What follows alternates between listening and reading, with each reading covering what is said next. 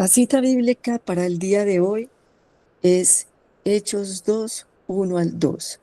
Y dice así: y cuando llegó el día de Pentecostés, estaban todos unánimes en un mismo lugar. Y de repente vino un estruendo del cielo como de un viento recio que corría, el cual llenó toda la casa donde estaban sentados. Amén. Amén, amén. Muchas gracias, doctora Diana. Muy buen día.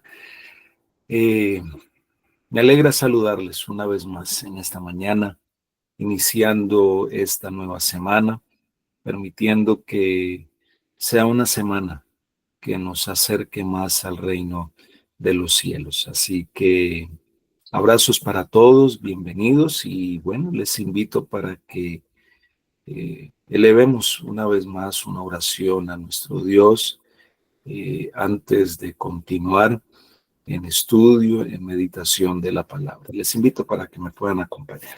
Amado Padre, te agradecemos en esta hora del día por la oportunidad que nos das, mi Señor amado, de abrir nuestros labios al inicio de esta semana. Gracias, Señor, por las bendiciones que recibiremos en ella. Gracias, oh Padre amado, porque podremos contar con la presencia del Espíritu Santo. Y rogamos, mi Señor, que en esta nueva semana sea una semana que podamos tener esa experiencia de vida real con Cristo y sea una semana que nos acerque más al reino de los cielos. Padre, sigue añadiendo bendición sobre este ministerio, sobre cada miembro, cada líder, cada familia. Y los que estamos en esta mañana conectados, al meditar y al estudiar, Señor, tu palabra, podamos escuchar tu voz y podamos, oh Padre amado, fortalecer nuestro conocimiento, pero poder tener ese encuentro, esa experiencia contigo a través del estudio de tu palabra. Levántanos con tu bendición en esta hora, Señor. Te lo agradecemos en el nombre de Jesús. Amén. Bueno, mis amados, qué bueno es saludarles en esta hora del día. Abrazos para cada uno de ustedes y continuamos con nuestro estudio de esta mañana. En esta mañana hemos venido estudiando acerca del Pentecostés, realidades, promesas, secretos del Pentecostés. Y esperamos por la gracia del Señor ser altamente bendecidos en esta mañana a través del estudio. Y comenzamos estudiando esta sección, esta parte, en cuanto a la condición, cómo se encontraban los discípulos allí en el aposento alto antes de que recibieran el Pentecostés y durante, ¿verdad? Y durante el momento de haber recibido el Pentecostés y después de haber recibido el Pentecostés. Y comenzamos y vamos a comenzar con este asunto. Quiero compartir con ustedes lo que dice la palabra del Señor en Génesis, el capítulo 2.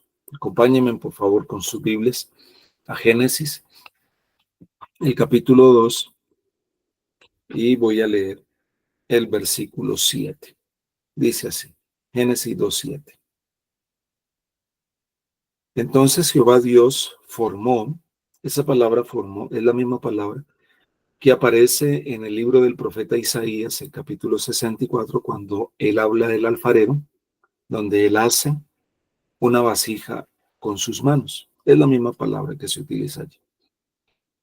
Sigue diciendo Génesis 2:7. Entonces Jehová Dios formó al hombre del polvo de la tierra, sopló en su nariz aliento de vida, y fue el hombre un ser viviente. El Padre, dice la palabra del Señor, fue el arquitecto, el diseñador, ¿verdad? Jesús fue el que realizó la obra, o sea, el albañil. Dios formó con sus propias manos el cuerpo del hombre del polvo de la tierra. Era un solo cuerpo, pero tenía diversos sistemas, órganos, y cada uno de esos sistemas, cada uno de esos órganos estaba para cumplir una función especial para beneficio de todo el cuerpo, que es uno solo. pero aún un cuerpo perfecto con todas sus respectivas partes, aunque era un cuerpo perfecto, necesitaba el espíritu de vida para poder funcionar. El cerebro es la cabeza de la capital del cuerpo. La cabeza gobierna sobre todas las funciones del cuerpo. El Nuevo Testamento, mis amados, amadas, querido grupo, familia, el Nuevo Testamento utiliza la metáfora del cuerpo como una ilustración de cómo debe de funcionar la iglesia, cómo debe de funcionar la denominación, ¿verdad? El movimiento. Lo que le hacemos al cuerpo, que son los creyentes, los miembros de el movimiento, los miembros de la denominación, los miembros de la iglesia. Lo que le hacemos al cuerpo, le hacemos a la cabeza. Lo que sufre el cuerpo, lo sufre la cabeza. Y quiero que me acompañen con sus Biblias al Evangelio de Mateo, el capítulo 25. Y voy a leer cómo la palabra del Señor explica o la referencia que utilizo para hablar de lo que les mencioné, ¿no? Que lo que sufren el cuerpo, los creyentes, lo que le hacemos al cuerpo, a los creyentes, se lo hacemos a la iglesia, a la cabeza. Mateo capítulo 25, y voy a leer desde el verso 34 en adelante, dice de la siguiente manera. Dice así: entonces el rey dirá a su izquierda, entonces el rey dirá a los de su derecha, venid benditos de mi Padre, heredad del reino preparado para vosotros desde la fundación del mundo. Porque tuve hambre y me disteis de comer, tuve sed y me disteis de beber, fui forastero y me recogisteis, estuve desnudo y me visitasteis, enfermo y en la cárcel y fuisteis a verme. Entonces los justos le responderán diciendo, Señor, ¿cuándo te vimos hambriento y te alimentamos, o sediento y te dimos de beber? ¿Y cuándo te vimos forastero y te recogimos, o desnudo y te vestimos? ¿O cuándo te vimos enfermo o en la cárcel y fuimos a verte? Respondiendo el rey les dirá, de cierto os digo, que en cuanto lo hicisteis a uno de estos mis hermanos más pequeños, a mí lo hicisteis. A mí lo hicisteis. Mis amados, miren, esto lo podemos explicar, esto de que lo que le hacemos al cuerpo se lo hacemos a la cabeza, lo podemos ver claramente en el ejemplo de Saulo de Tarso, Saulo estaba, ustedes lo podemos leer ahí en Hechos, el capítulo 9, ¿verdad? Saulo estaba en una excursión a Damasco para perseguir a los miembros de la iglesia. El que persigue a la iglesia persigue a Cristo, porque la iglesia es el cuerpo de Cristo. Lo que siente el cuerpo, lo siente la iglesia. La iglesia es el cuerpo de Cristo aquí en la tierra. Es metafóricamente la carne y la sangre por medio de la cual Cristo se manifiesta al mundo. La iglesia son los ojos, los oídos, las manos, los pies, los pulmones y el corazón de Cristo en la tierra. La iglesia es el único medio por medio del cual Cristo Jesús se da a conocer. Bueno, lo conocemos a través del estudio de la palabra, a través de la naturaleza, ¿verdad? Conocemos su carácter, pero es por medio de la iglesia que podemos conocerse. Cristo Jesús se da a conocer en carne y sangre. Ahora, el concepto que tiene la gente de la iglesia será el concepto que tienen de Cristo, quiero compartir con ustedes esta cita, está por aquí, de Hechos de los Apóstoles, página 225. Miren lo que dice, Hechos de los Apóstoles, página 225. Mediante una comparación de la iglesia con el cuerpo humano, el apóstol ilustra apropiadamente la estrecha y armoniosa relación que debiera existir entre todos los miembros de la Iglesia de Cristo. Aquí podemos notar claramente esa estrecha armonía, ¿verdad? Entre el cuerpo, ¿verdad? Y la cabeza. Debe haber una estrecha armonía, una relación, todos los miembros de la Iglesia de Cristo. Entonces podemos sacar algunas lecciones de la Iglesia como el cuerpo. Cristo es la cabeza de la Iglesia. La Iglesia es el cuerpo de Cristo. El cuerpo es uno solo. El cuerpo tiene diferentes o diversos miembros y cada miembro cumple una función diferente para beneficio del cuerpo. Todos los miembros deben actuar de manera armoniosa para beneficio, para el bien de todo el cuerpo. Los diversos órganos, sistemas del cuerpo, solamente pueden funcionar si el espíritu está en el cuerpo. Sin el espíritu, el cuerpo está ¿cómo? Está sin vida. Ahora, vamos a trasladarnos a Corinto, a la iglesia de Corinto. No hay duda, no cabe duda, que fue un desafío muy grande pastorear, dirigir la iglesia de Corinto. ¿Por qué? El apóstol Pablo describió muchos problemas, graves, por cierto, que tenía la iglesia de Corinto. Problemas como, por ejemplo, los miembros estaban utilizando mal el don de lenguas. Estaban todos hablando en lenguas al mismo tiempo. Algunos miembros de la iglesia de Corinto estaban organizando orgías, celebrando orgías a nivel íntimo, a nivel sexual. Los miembros estaban practicando incesto. Los miembros de la iglesia de Corinto estaban demandándose uno al otro en los tribunales seculares. La fornicación era común. Algunos miembros eran idólatras.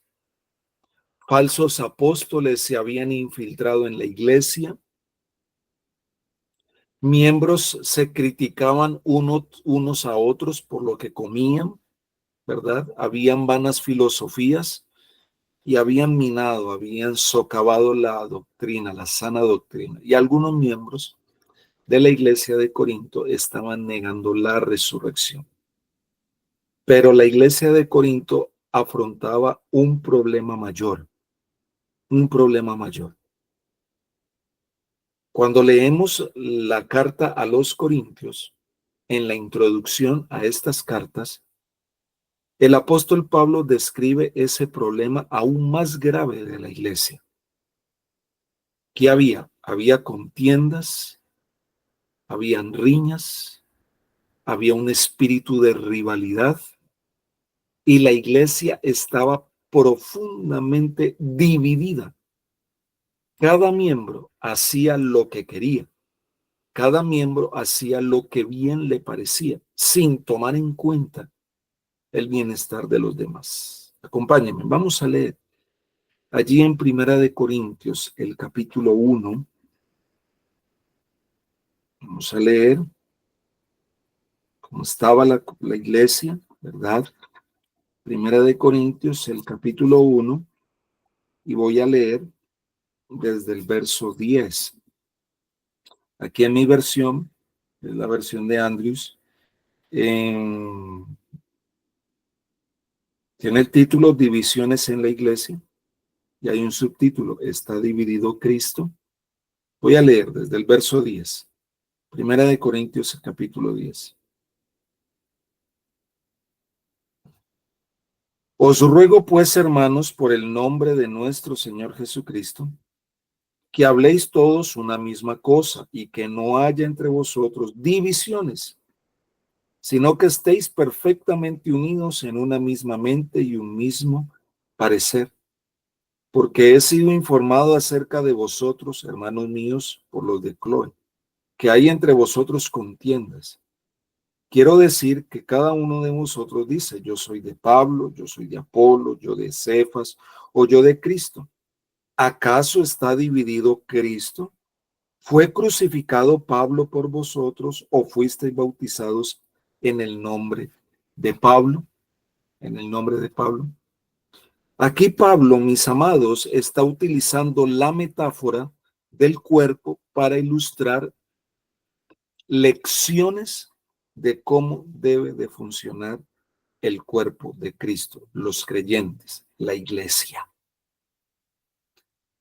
Y voy a tomar unas 2 o 3 lecciones de este asunto, de cómo el apóstol Pablo nos aconseja y nos dice de cómo debe de funcionar el cuerpo, los creyentes, los miembros del cuerpo, la iglesia. Pablo, mis amados, y vamos a leerlo allí en el capítulo 12 de Primera de Corintios. Aquí el apóstol Pablo recalca que la iglesia debe ser un solo cuerpo. Es decir, la iglesia, los creyentes, los miembros del cuerpo deben de estar ¿cómo? Unidos. Y unidos en creencia y en práctica. Y unidos en el uso de sus dones. Miren con lo que recalca el apóstol Pablo. Allí en Primera de Corintios, el capítulo 12. Voy a leer desde el verso 4 en adelante. Aquí Pablo recalca la unidad, pero la unidad de los miembros, ¿verdad? En creencia. El ideal es que todos puedan practicar lo mismo, pero vamos a ver más adelante si realmente todos los miembros del cuerpo están dispuestos a obedecer y a unirse en práctica. Y obviamente también a unirse en el uso de los dones. Vamos a leer. Primera de Corintios, el capítulo 12, y voy a leer desde el verso 4. Ahora bien, hay diversidad de dones, pero el Espíritu es el mismo. Y hay diversidad de ministerios, pero el Señor es el mismo. Y hay diversidad de actividades, pero Dios que hace todas las cosas en todos es el mismo. Pero a cada uno le es dada la manifestación del Espíritu para el bien de todos. A uno es dada por el Espíritu palabra de sabiduría, a otro palabra de conocimiento según el mismo Espíritu, a otro fe por el mismo Espíritu y a otro dones de sanidades por el mismo Espíritu, a otro el hacer milagros, a otro profecía, a otro discernimiento de espíritus, a otro diversos géneros de lenguas y a otros interpretación de lenguas. Pero todas estas cosas las hace uno y el mismo Espíritu, repartiendo a cada uno en particular como Él quiere. Así como el cuerpo es uno y tiene muchos miembros, pero todos los miembros del cuerpo, siendo muchos, son un solo cuerpo. Así también Cristo, porque por un solo espíritu fuimos todos bautizados en un cuerpo, tanto judíos como griegos, tanto esclavos como libres, y a todos se nos dio a beber de un mismo espíritu, un mismo espíritu.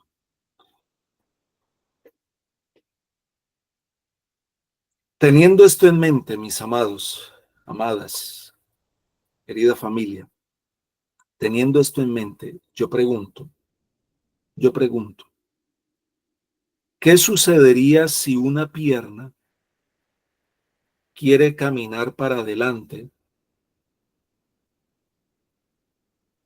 y hacia la derecha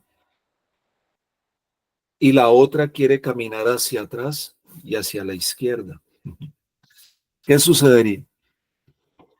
¿Qué sucedería si un ojo quiere mirar hacia arriba y el otro hacia abajo? ¿Qué sucedería si un pulmón quisiera inspirar y el otro expirar? ¿Mm? ¿Qué sucedería, mis amados? Un caos total, ¿verdad? Un descontrol total. Por eso el mensaje del cuerpo es que cada miembro sirve y trabaja para el bien del cuerpo en su totalidad. Ahora yo les pregunto, ¿cuál parte del cuerpo es más importante? ¿Mm? ¿Cuál parte del cuerpo es más importante? ¿El corazón? ¿Los ojos? ¿Los pulmones? ¿Los nervios? ¿Verdad? ¿Cuál más es más importante? El sistema inmune es el más importante. ¿O los huesos?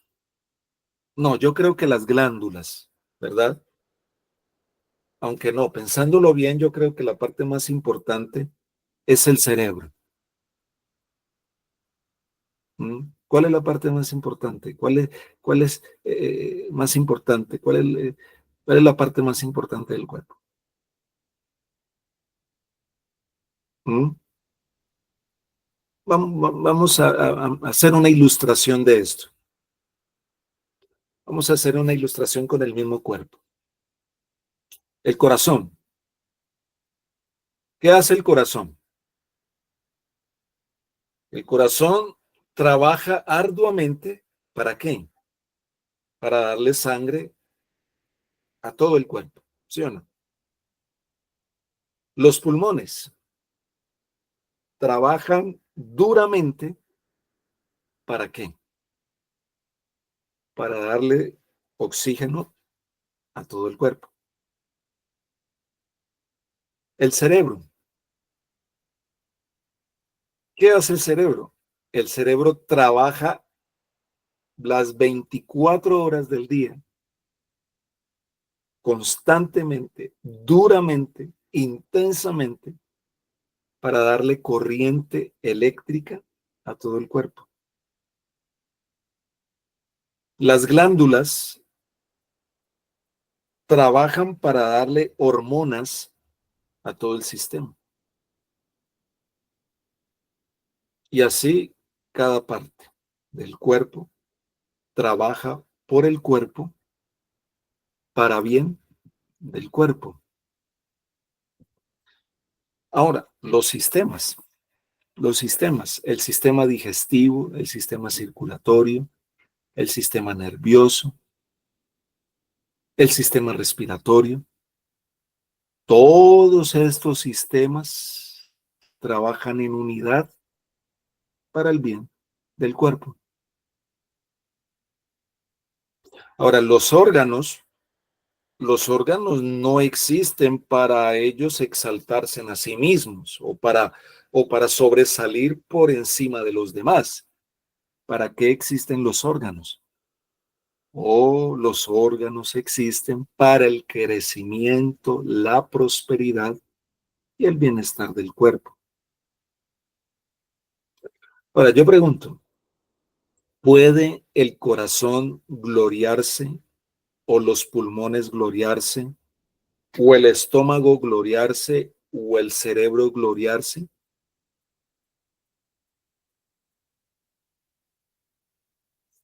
¿Qué sería el corazón sin el cerebro?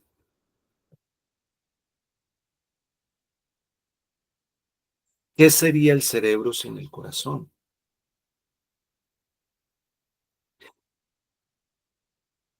¿Qué sería el pulmón sin los riñones? ¿Qué sería alguno de estos miembros sin el resto del cuerpo? Por ejemplo, el hígado recibe las impurezas, ¿verdad? El hígado recibe las impurezas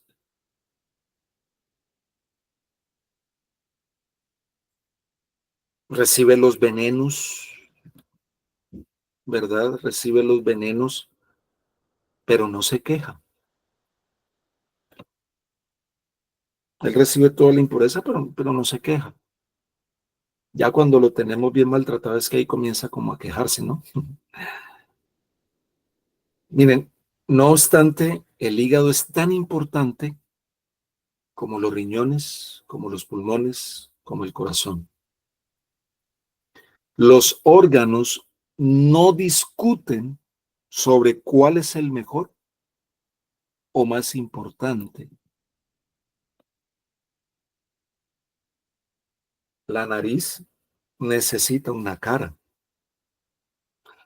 la lengua necesita una boquita, los dientes necesitan una quijada, una mandíbula, el cabello necesita una cabeza, la mano, los dedos necesitan una mano, un brazo, un pie necesita una pierna, las uñas necesitan dedos. ¿Mm? Todos estos miembros del cuerpo están interrelacionados, interconectados y obran armoniosamente para el bien del cuerpo. Ojos, orejas, son maravillosas obras. Todo esto, mis amados, es una maravillosa obra de ingeniería fisiológica. Pero todo esto, mis amados, todo esto necesita una cabeza para sostenerlos, ¿verdad? Y piernas para llevarlos de un lado a otro. Todo miembro de iglesia, todo miembro del cuerpo de Cristo debe participar asistiendo, contribuyendo y haciendo obra misionera. Todo miembro debe exaltar los principios divinos. Ahora, la pregunta es, ¿están todos los miembros dispuestos en unidad para beneficio del cuerpo? Eso lo vamos a ver más adelante.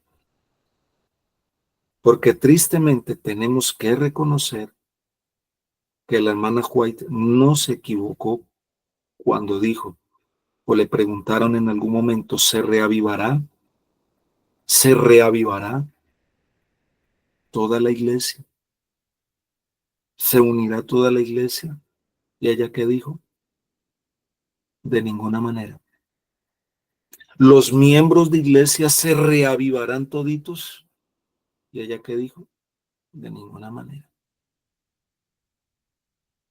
La palabra del Señor dice, muchos son los llamados, pocos son los escogidos.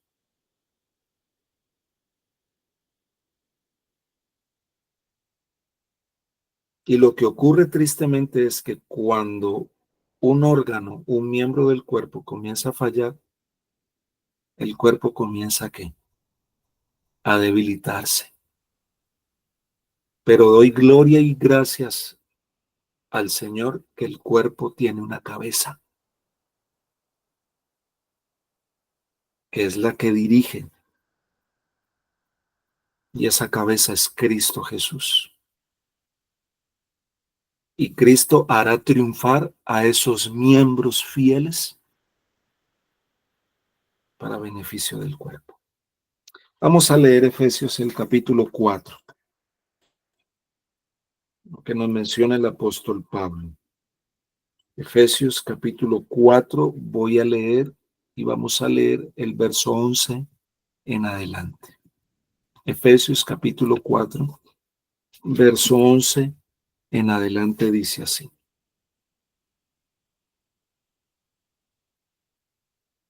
Y él mismo constituyó a unos apóstoles, a otros profetas, a otros evangelistas, a otros pastores y maestros, a fin de perfeccionar a los santos para la obra del ministerio, para la edificación del cuerpo de Cristo, hasta que todos lleguemos a la unidad de la fe y del conocimiento del Hijo de Dios, al hombre perfecto, a la medida de la estatura de la plenitud de Cristo, Así ya no seremos niños fluctuantes, llevados por doquiera de todo viento de doctrina, por estratagema de hombres que para engañar emplean con astucia las artimañas del error, sino que siguiendo la verdad en amor, crezcamos en todo en aquel que es la cabeza, esto es Cristo, de quien todo el cuerpo, bien concertado y unido entre sí por todas las coyunturas que se ayudan mutuamente, según la actividad propia de cada miembro, recibe su crecimiento para ir edificándose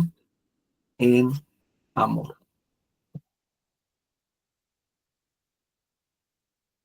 ¿Qué pasó con los discípulos en el aposento alto o antes del Pentecostés? Miren, mis amados, antes de la pasión de Cristo, antes de la muerte de Cristo, los discípulos, ¿cómo eran? Los discípulos, ¿qué eran? Los discípulos eran un grupo de hombres que estaban como antes de la muerte de Cristo. Estaban divididos, eran autosuficientes, eran orgullosos, competían por los puestos, ¿verdad? Pedro era hablador, Pedro era de un carácter fuerte, Pedro hablaba sin pensar. Santiago y Jacobo mal geniados, los hijos del trueno. Simón era un terrorista, era sicario, era el celote, ¿verdad? Tomás era un filósofo que todo lo cuestionaba, dudaba de todo. Judas era perspicaz, era sagaz, era político. Mateo era ladrón, cobrador de impuestos. Estaban divididos. Ustedes recuerdan cuando Jesús descendió del monte de la transfiguración? ¿Y qué pasó? ¿Cómo estaban los discípulos? Los discípulos estaban peleando eh, a ver quién era el que iba a echar el demonio, ¿verdad? ¿Y qué relación qué relación tiene esto con lo que estamos hablando del cuerpo y de los miembros? Miren, cada miembro del cuerpo, en en ese momento, cada miembro de la estructura, cada miembro de la organización, ¿verdad? Porque la organización allí era Cristo y la iglesia era Cristo y esos 12, esos apóstoles, esos discípulos, y cada miembro de ese cuerpo quería funcionar de manera que independiente de los demás.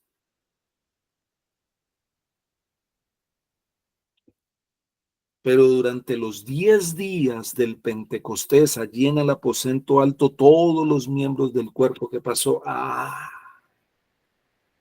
se unieron para cumplir su función. Los que estaban dispuestos, obviamente, los que estaban dispuestos a unirse para cumplir su función. ¿Y qué pasó?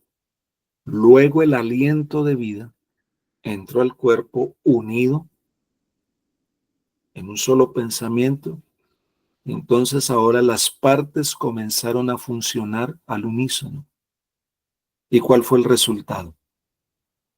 Miles, multitudes se convirtieron a Cristo y el evangelio se extendió por todos los rincones del mundo en una sola generación. Antes del Pentecostés había un brazo del cuerpo aquí, otro allá, una pierna por allá, otra pierna por acá, un pulmón aquí, un pulmón acá, un ojo por allá, un ojo por acá, pero durante los 10 días cada parte del cuerpo estaba unida a cada otra parte. Y luego Dios le infundió al cuerpo el espíritu de vida y cada parte del cuerpo comenzó a funcionar en perfecta unidad y armonía. Ahora, Ezequiel 37, para ir concluyendo esta parte, Ezequiel 37, o la primera característica de todo esto, dije que son muchas, pero voy a mencionar unas 2 o 3.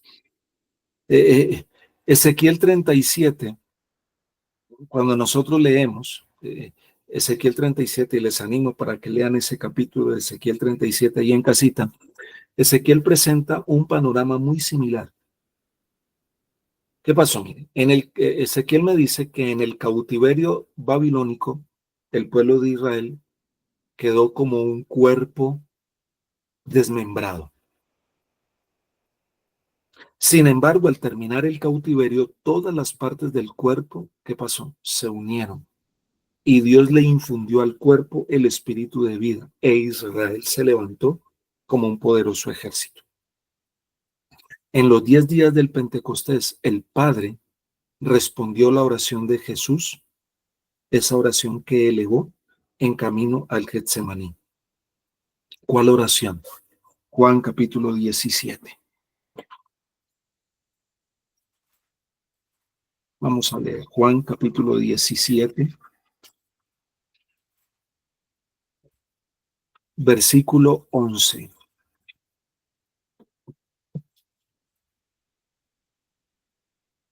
Ya no estoy en el mundo, pero estos están en el mundo, y yo voy a ti, Padre Santo, a los que me has dado, guárdalos en tu nombre, para que sean uno, así como nosotros. Versículo 20 al 23. Pero no ruego solamente por estos, sino también por los que han de creer en mí por la palabra de ellos, para que todos sean uno, como tú, Padre, en mí y yo en ti, que también ellos sean uno en nosotros, para que el mundo crea que tú me enviaste. Yo les he dado la gloria que me diste, para que sean uno, así como nosotros somos uno. Yo en ellos y tú en mí, para que sean perfectos en unidad, para que el mundo conozca que tú me enviaste y que los has amado a ellos como también a mí me has amado. Mis amados, querida familia, el Señor nos ha llamado a que podamos permanecer en unidad doctrinal. Y Él desea, y el Señor desea que nosotros permanezcamos en unidad de pensamiento, en unidad de acción, en unidad de respetar las normas, los principios que tiene el cuerpo, que tiene la organización, que tiene la denominación, que tiene la iglesia.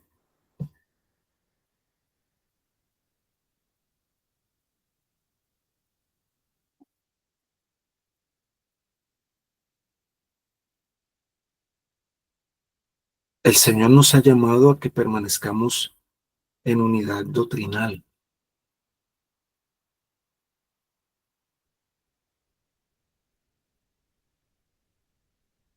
¿Cómo estamos, mis amados? ¿Cómo estamos? ¿Estamos escuchando la voz del Señor para permanecer en unidad?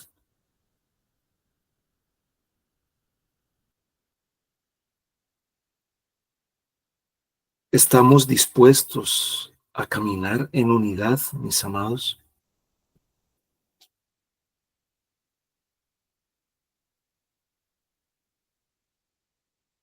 ¿Se reavivará toda la iglesia?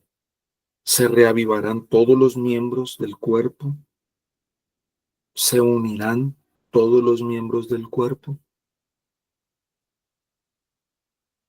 Eso no va a suceder. Lo dice la sierva del Señor. Eso no pasará. Dios tiene hijos fieles dentro del cuerpo. Dios tiene miembros fieles dentro del cuerpo. No hay diferentes cuerpos. A pesar de que hay miembros indignos, a pesar de que hay miembros que no hacen la voluntad del Padre, a pesar de que hay miembros que no se dejan guiar por la cabeza del cuerpo, Dios no tiene otro cuerpo, tiene un solo cuerpo. Y Dios hará permanecer el cuerpo en pie por los miembros fieles, por los miembros que sí desean trabajar en unidad. ¿Cuáles son esos miembros fieles que se unen?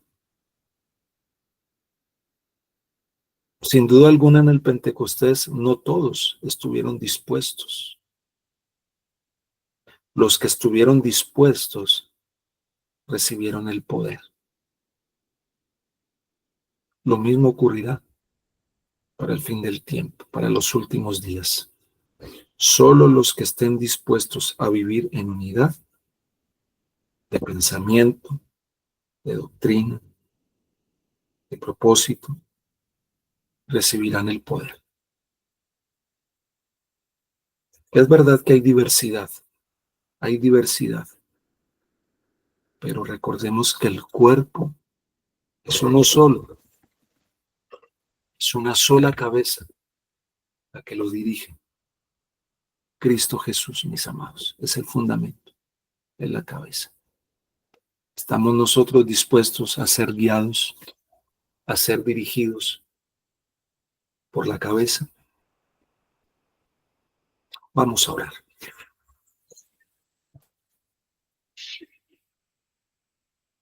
Querido Padre, gracias por tu amor y por tu bondad. Gracias, Señor, por tu misericordia. Gracias, oh Padre bueno, por darnos la oportunidad de meditar en tu palabra. Y nos haces un llamado, Señor, a que podamos ser fieles a ti, a que podamos vivir en armonía, que podamos arreglar nuestras diferencias unos a otros, que podamos vivir, Señor, en santidad, porque ejemplo nos has dado, Señor. Cristo Jesús vivió en un mundo lleno de pecado. Vivió una vida recta, perfecta. Y Él quiere que nosotros en nuestra esfera podamos vivir esa vida recta, perfecta. Vivir en santidad para un día no muy lejano, ser glorificados. Aquí estamos, Señor. Ayúdanos, solos no podemos. Queremos el Espíritu Santo en nuestra vida y ese poder de lo alto.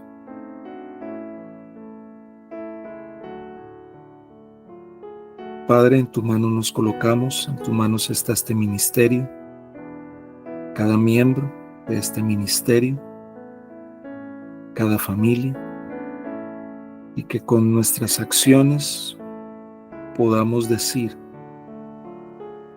en quién es que creemos y a quién hemos aceptado. Levántanos con tu bendición en esta hora, mi Señor amado. Te lo agradecemos, te lo pedimos en Jesús. Amén, Señor. Amén. Que mis amados, el Señor me les siga bendiciendo, el Señor me les acompañe en esta nueva semana.